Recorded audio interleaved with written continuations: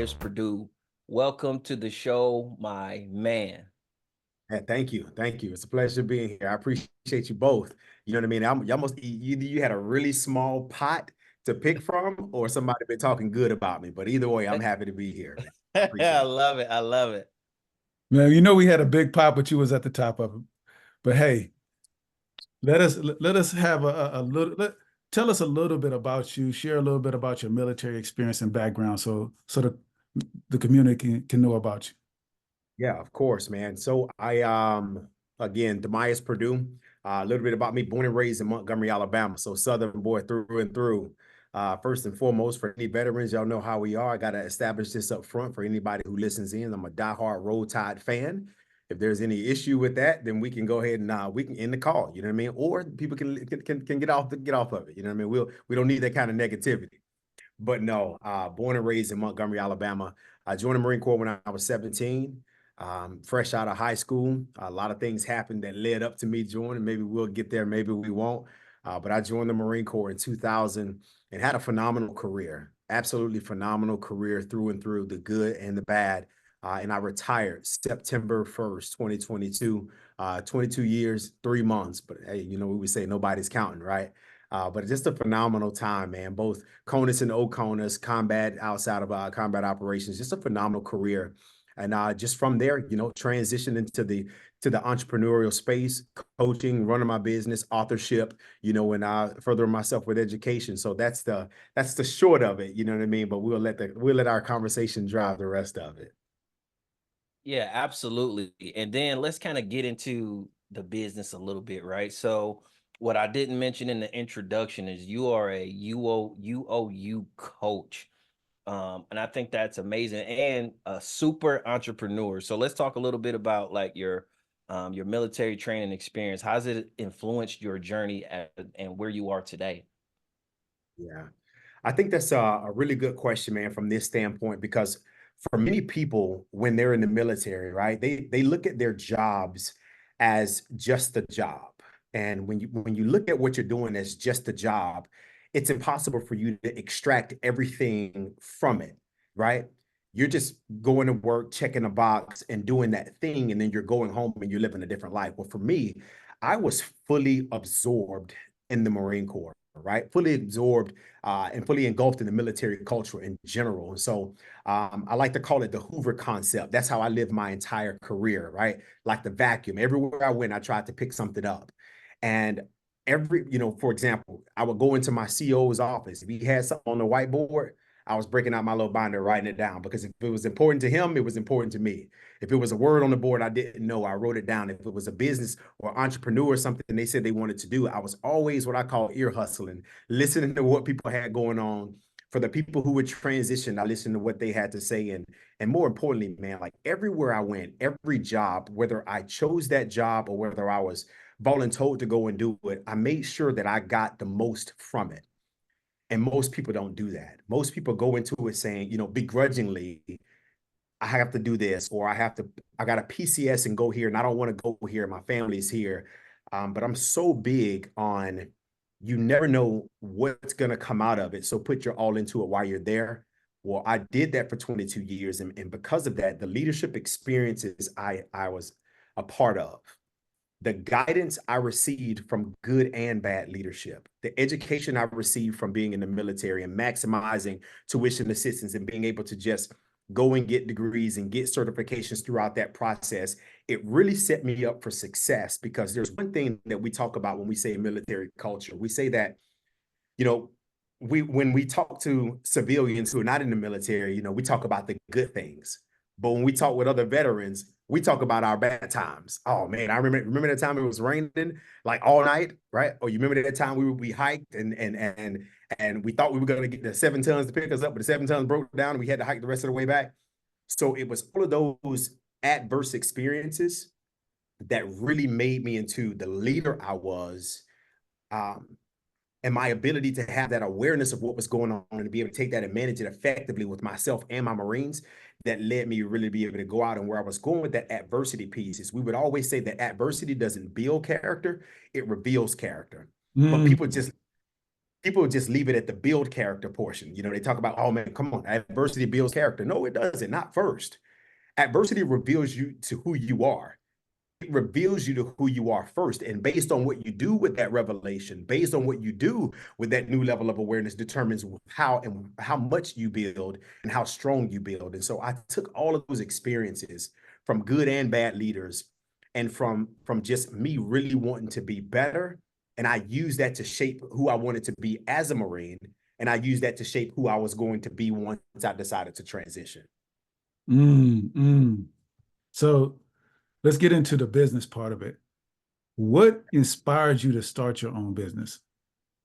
Man, let me tell you something. I've got to give love to that beautiful woman that raised me. I have to. When I was young, man, I'm talking about before, maybe I was probably about 8 or 9 years old. My mom took me and my younger brother out and got a rake, put the rake in the car, grabbed some trash bags, and would drive us around and say, find a house that had the most leaves. Go up and knock on the door, tell them you want to rake their leaves. And she would go up, knock on the door. Can we, you say it, right? You say it, right? Not wanting to do it. And then the next one got easier. And then the next one got easier. And then she would talk, what did that feel like to earn your own money? It felt amazing. And it went from raking leaves to cutting grass in the neighborhood. And my aunt would let me destroy her yard, but she would pay me for it. You know what I'm saying? Every Saturday morning, I'm showing up. I'm thinking I'm cutting straight lines, but she'll tell you today that wasn't one straight line in her yard. So I cut her yard and I cut the neighbor's yard. I never forget, man. Her name was Nancy Sprayberry. I was an entrepreneur, man. You know what I'm saying? At 10 years old, cutting grass. I would $15 from my aunt, $15 from her neighbor, and I'm ironing my dollar bills now. I'm ironing my dollar bills because I want them crisp, folding them up, and so that was my introduction into what it was like to earn your own money. So I knew at a very young age, earning your own dollar, being your own boss felt great, right? And then with the experiences that I had in the Marine Corps, I used to compete. My first dip into the entrepreneurial world came with coaching. I did about 9 bodybuilding shows. I started out as a bodybuilder, then switched over to men's physique, very successful as a bodybuilder. And during that time, I met a lot of people, obviously, in the fitness space, or people who wanted to get fit. And I became a coach. I got certified in many different forms of coaching, and I started coaching athletes. And through that, people were coming to me about their bodies, and I would be coaching them about their bodies. But whenever we would have check-in calls, the calls would be about their mental. So they would show up to me day one saying, I want to fix my weight because of this, because of that.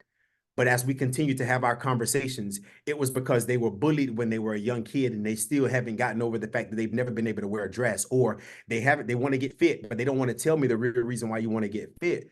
It's because you've been trying to play with your kid and you get exhausted. So I then started to see that the love I had wasn't just about coaching people physically based on their bodies.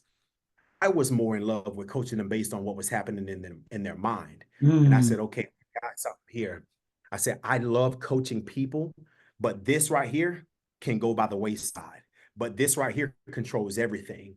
And I knew at that point, I would continue to coach people physically, but I fell in love with coaching people based on their mind. And more importantly, from an EQ standpoint, emotional intelligence, because when people are not able to manage their emotions, good or bad, it doesn't matter if it's a weight loss journey, a business journey, a Marine Corps career, being on a podcast, being on I-95 traffic at 4 o'clock in the afternoon, trying to get home, and you don't know why traffic is what it is, right? It lives in everything. And so I realized, being that people don't know how to manage their emotions, being that people deal with so many situations, I said, you know what? I'm going to get educated in this space because there's so much ignorance in the world, me included at that time. And I don't mean ignorance in a disrespectful way. I mean ignorant as in lacking the knowledge.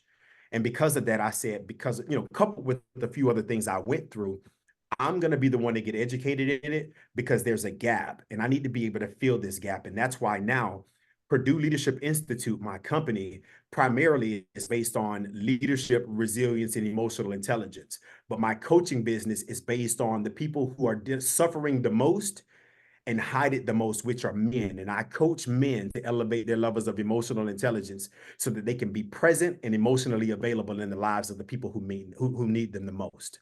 So that's how we got to that point. Hey, and so we talked a little bit, before the show about your book. Can you share a little bit of information about your book and then tell me what inspired you to write it? Oh man. So yeah, my book, that's my I've I've been wanting to write a book. I've been wanting to write a book for a very long time. And I would go places and I would do a keynote somewhere.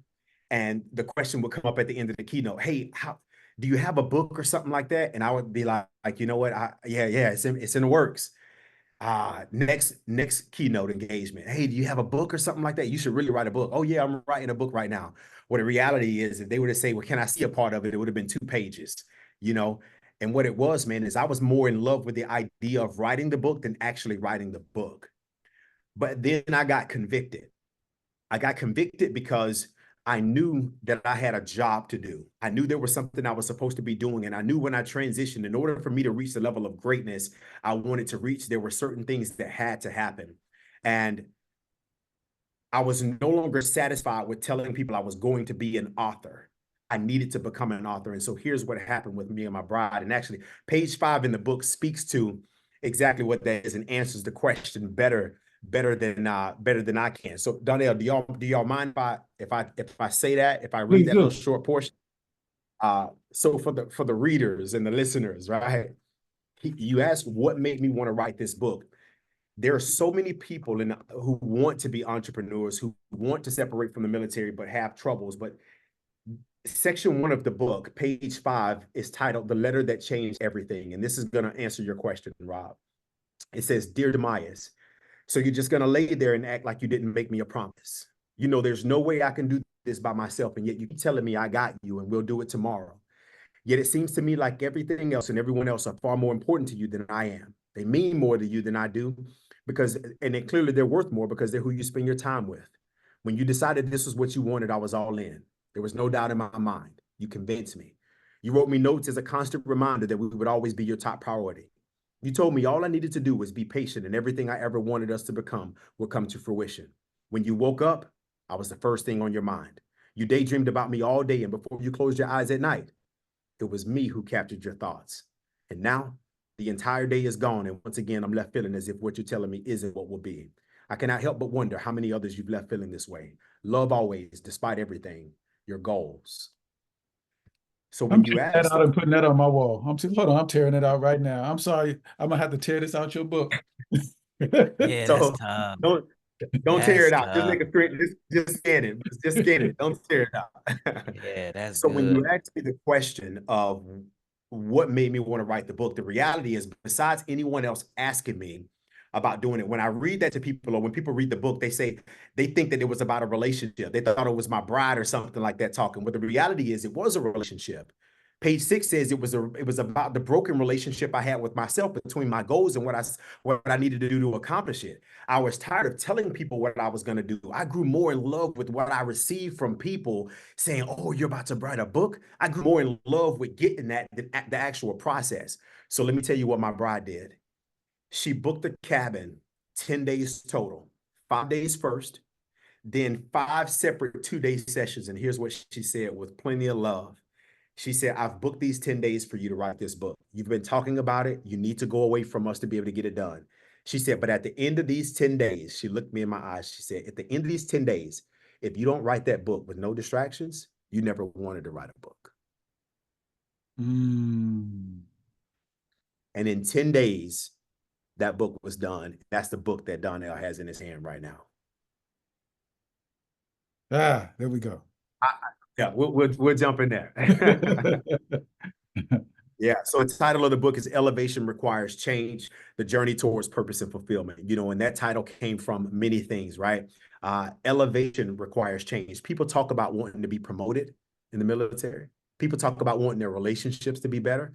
People talk about all the things they want to do that speak to elevation. But elevation requires change. And people are rarely willing to do what is necessary to elevate. They're rarely willing to change. They don't want to change. They want the benefits of what change brings, because change is difficult. That transformation process is difficult.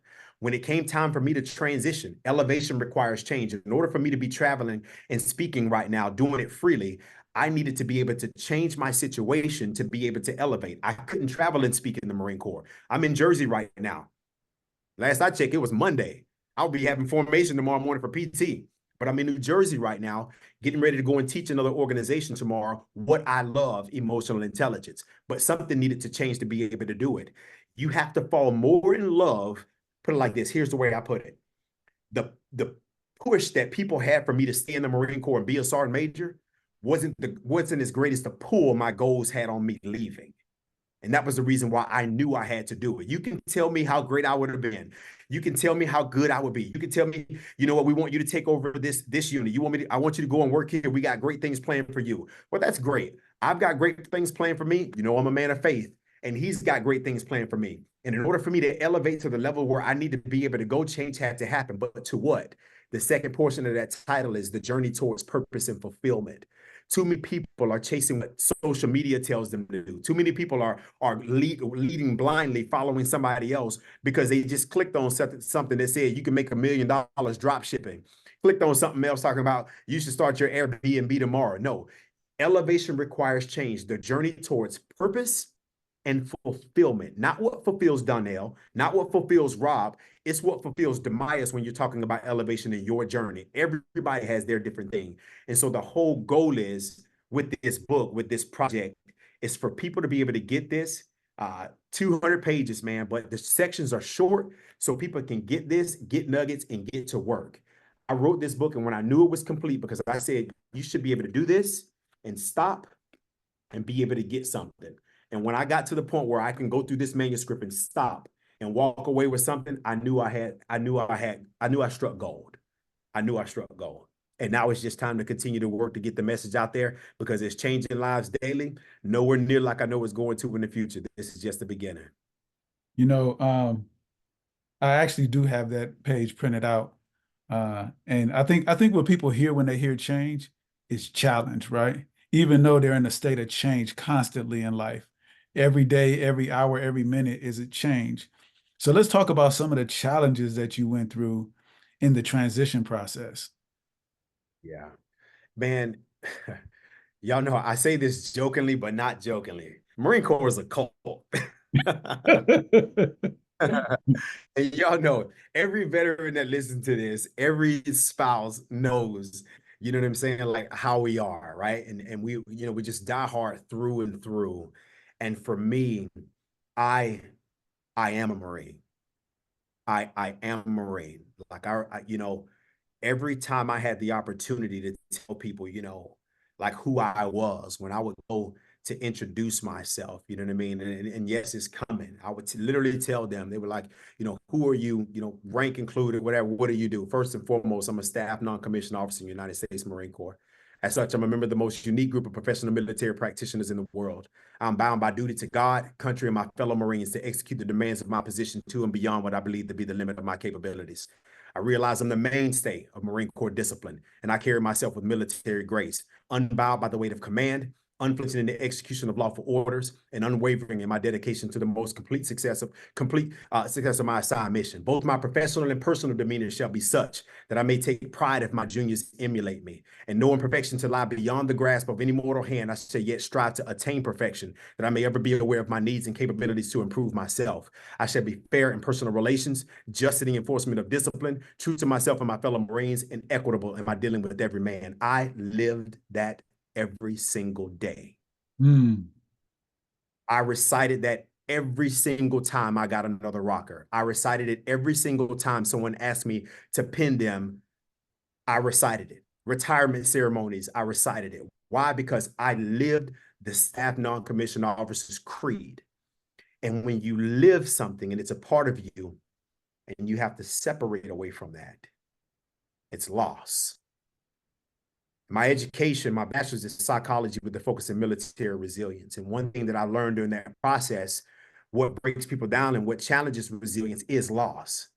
And a lot of people don't want to deal with that loss, whether you do 2 years and something happened and you got med-cept, 2 years and you got kicked out, 4 years, or you did 30, 40 years, there's still a loss. There's a moment of grief. You're separated away from it. And that was hard for a brief moment. When I finally made a decision, it wasn't hard.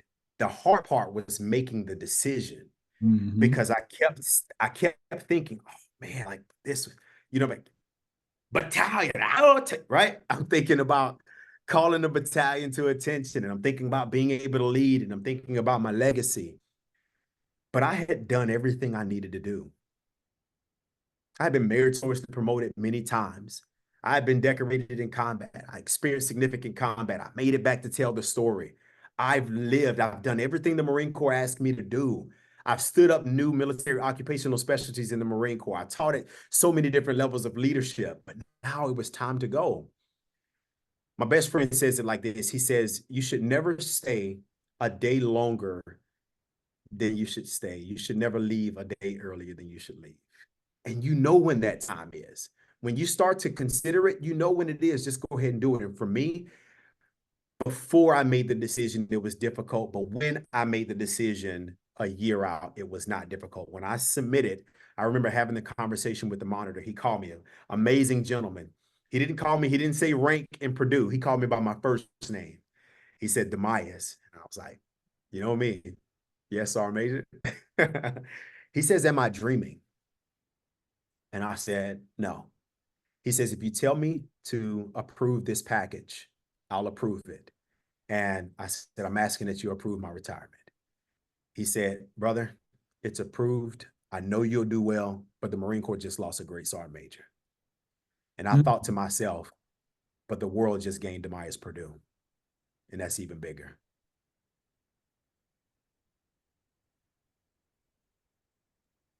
Hey, he was preaching to me because I forgot I'm supposed to be asking questions. I was waiting for more. My bad, man. No, that was a blessing. And so you speak about, former soldiers, we speak about entrepreneurs. From your perspective, what is some of the best advice you can give to someone who is unsure of how to elevate in their career, their prospective careers, Inside the service? in or outside of the service? Maybe it's a twofer. Yeah, look, a little twofer. Unsure of how to elevate. Man, listen, I remember when I first got promoted to first sergeant, I went to Okinawa, and my first sergeant major, Sergeant Major Eric Lopez, he noticed the way I was with my Marines. And I mean, you know where I'm going with this, Donnell, because I've said this is one doing time to love. This is what changed me and what I would tell everybody when it comes to their career progression and what they need to do. Here's what he said to me. He said, Dimyas, he said, you love these Marines. He said, I see the way you take care of them. I see the way you treat them. You'll do anything for them. He said, but let me tell you something. He said, they will burn you at the stake before you know it. He said, I want you to remember this. He said, I want you to remember that it's you and me until it's you or me. And when he said that, I had to sit with that for a second. I didn't need to ask him, what did he mean? Because I knew exactly what he meant. Because by nature, human beings, I hate to say it, are selfish. We are. But what he wanted me to understand is that that love that I had for people was a blessing and a curse.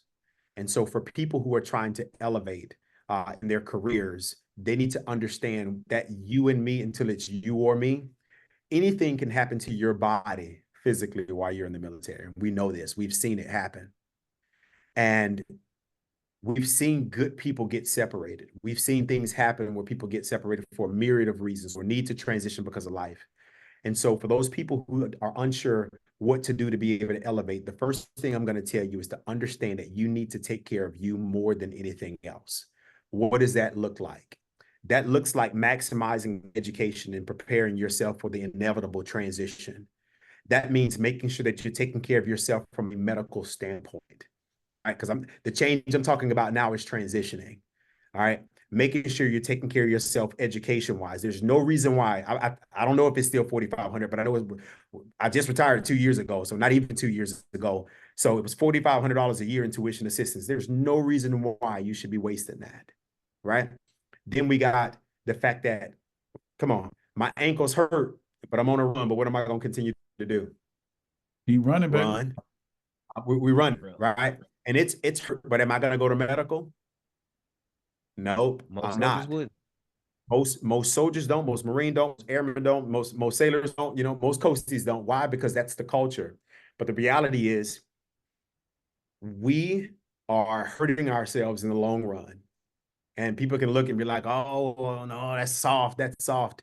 Well, tell that to the dude that's 40 years old and getting his hip replaced because they wanted to continue to jump out of the back of 7-ton. They wanted to continue to ruck when they knew they were jacked up, right?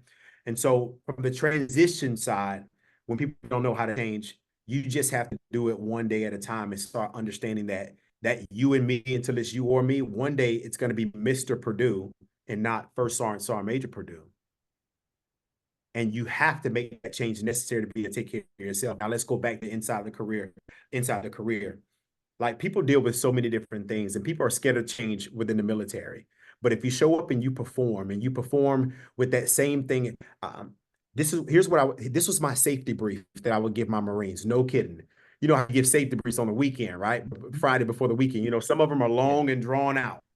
Yeah. Some of them long and drawn out. And they're like, and another one, and another one. No, I had one of the shortest safety briefs, but I think this is one of the most powerful safety briefs. Here's what I would tell my Marines on Friday. Be the person that your friends and family back at home think you are. Be the person your friends and family back at home who watched you leave and go and become a soldier, watched you leave and become a Marine, watched you leave and go and become an airman, coastie, sailor. Be the person your friends and family, your parents back at home think you are. That's the level of change that you need to be able to elevate, moreover than anything else. Because we go home and medals, ribbons, everything on. We're rocking it. Go back to your unit, now you start feeling like you're average. But if you perform every day like your friends and family back at home think you are, you will be setting the standard and doing the things that are necessary to change to be able to elevate in any capacity if you live with that premise. That's good. That's good. I love that. I love that. I'm putting that one in my pocket. Hey, just credit me 3 times. After that, you can say you made it up. Yeah, I got you. I got you. So, Dimyas, we're going to talk a little bit about VGA. I remember when I first met you, it was virtually, and I was like, he's a Marine. And then I found out that you lived in the area. I said, Dimyas, you got to come check us out, come to VGA. So talk to our audience about, because I watched your face when you walked in and then you stayed. And just tell people about your experience at VGA. Yeah, first and foremost, man, you know what? When most veteran spaces that you see, think about what VFWs look like today. Think about what it's sad what a lot of VFWs look like. Not VGA. Not VGA. I hope and pray that the VFWs can start getting money somehow, right, to be able to change the model of what the entranceway should look like, to make me feel like my service was worth something when I walk into a space. The location is one thing. The open glass storefront with veterans. When you read Veterans Growing America in a highly populated space where it's an affluent neighborhood, when you read Veterans Growing America right there, you walk in, it feels like I'm home. And you walk inside. I was fortunate enough to come there before a whole bunch of people were there. Donnell and I was just talking it up, and I'm walking in, and I'm like, bro, this is your space for veterans? Like, okay, so tell me about it. You know what I mean? So when I get in there and I see that we have vendor booths set up here, but the people who own the booths are not there. And this is an opportunity for people who have a business to be able to earn, and they're not even present, to have a place for their stuff to reside, right? It's already difficult enough to become an entrepreneur, and some people can't afford the overhead, where VGA has got something in place for you to be able to do that. That's just from that piece. But the fact that VGA is a a transformer where on Monday you can get this, Tuesday you get this, Wednesday you get this, Friday there's an open mic night talent show, and you can convert this thing into author fireside chats, all these different things. It's phenomenal because veterans are able to get there and not only connect with other veterans, but they're able to see people thriving outside of the military. And when you see that, there's one thing I say, exposure is the thing that changes people. Somebody asked me, what's the difference between a rich mindset and a poor mindset? What's the difference between somebody who thinks they can be an entrepreneur and not be an entrepreneur? I said exposure. When you walk into VGA, you're exposed to what some of the possibilities are as an entrepreneur, as a veteran, when you walk into there. And so it was great being able to get in there and see that space. Even more so, it was great to be able to see what opportunities live within there. And then when he shared the vision, that one day this is going to be in all 50 states, I loved it. You know what I mean? And I felt like, what can I do to be a part of it? And selfishly, I'm like, how can I do a fireside chat with people here on this book? How can I come? I mean, that's one of the first things. Donnell was like, hey, don't slow down a little bit. Let's just just look around for a bit. But it was just phenomenal, man. And like I mean it when I say it felt like home, because when you say veterans grow in America, there are so many veteran entrepreneurs that people don't know about that operate in some of the big businesses, Fortune 500 companies. So many of us have come, served, and done great things. And VGA is an organization that's helped bring some of these same people. You never know, like some of those same people could be next to a Versace store one day, right? And it all started with them coming in. And so Donnell, I got to say to you, man, thank you for what you and Tonda have done to open up this space. Rob, thank you for you and everything that you do. And I'm just getting this because you all are not only providing a space for people to showcase their craft and what they do from a entrepreneur standpoint, but you got people showing up on Fridays doing open mic and talent shows. Those are the things that reconnect you back to a community where you're safe. You're safe to sing off key. You're you're safe to test out your poetry. Why? Because you're back amongst family, no matter what the rank was, no matter what branch. I remember when I showed up there, you had everything from retired Marines who were running for Congress. Yep. You had myself. You've got people who were there, photographers, people there. It was just a myriad, just a melting pot of veterans, all in that one space, and it all started with you elevating. That's the one thing I always say. You have no idea what your elevation would do for other people. And had you not been obedient and opened up this space, none of those entrepreneurs would be benefiting from it. Those veterans who are suffering and have no idea what to do on a Friday, who would rather sit back with the bottle, they now have a space to come. Even if they don't come and speak, they have a space to come and just be around like-minded people. The space you created came from your hard work, from your effort, and more importantly, came from you dreaming. And secondly, it came from you answering page 5, that letter that your goals wrote to you. So yeah, that's how I see VGA. No, I appreciate that. People just don't know like the blood, sweat, and tears that you have to go through in order to become an entrepreneur. But to be able to share that with our battle buddies, right? To be able to share that dream that came. I remember seeing it like yesterday, that dream that I was like, you know what, this is going to be a space, place, an opportunity for us to grow, where it makes people proud when they walk in to go, you know what, I'm a part of something amazing. I'm proud to be a veteran. I'm proud to be a part of something that was super cool. And I can use my experiences and benefits to enhance not only my life, but my family's life for generations. So thank you for being a part of that. Yeah, of course. And I just want to throw this out there, man. You said your vision in the beginning to get it where it is right now. I was fortunate enough to be at VGA and work with you on the next vision. And let me tell you something. What this human being has in his mind right now for VGA, I cannot wait to be able to say, I remember when he wrote it down on the board. Yes. I can't wait for that to happen, to be able to say, matter of fact, here's the photo. I want my cut. Exactly. We sure did, but hey, I don't let nobody wipe off that board either. It stays right there so I can look at it. Yeah, man. It's just and so I love that. I tell people, my bride and I, when we plan and when we talk about things that don't exist, I call it dreaming out loud. We call it mind map, but we call it dreaming out loud. Let's dream out loud together. And we just talk about the most random things. And so what I saw that day was you dreaming out loud. I saw you talking about the community where people can come in. I saw you dream out loud and talk about how this is going to be everywhere. I saw you dream out loud and talk about how veterans are going to be able to meet up in NFL and NBA stadiums to be able to use that space because it's not open 7 days a week anyway. Let us come in this space and be able to use it. I saw that vision and I'm going to continue to speak it, man, because somebody else, there's going to be somebody who's going to come in and just looking to be able to invest in something and it's just going to continue to grow. So I appreciate you, Rob. I know you chomping. You like, man, I got another one. So I'm gonna stop back. I'm gonna mute myself. So look, I'm on 2 cups of coffee today. No, I love it, man. You just dropping gems. I just got crazy, crazy notes, right?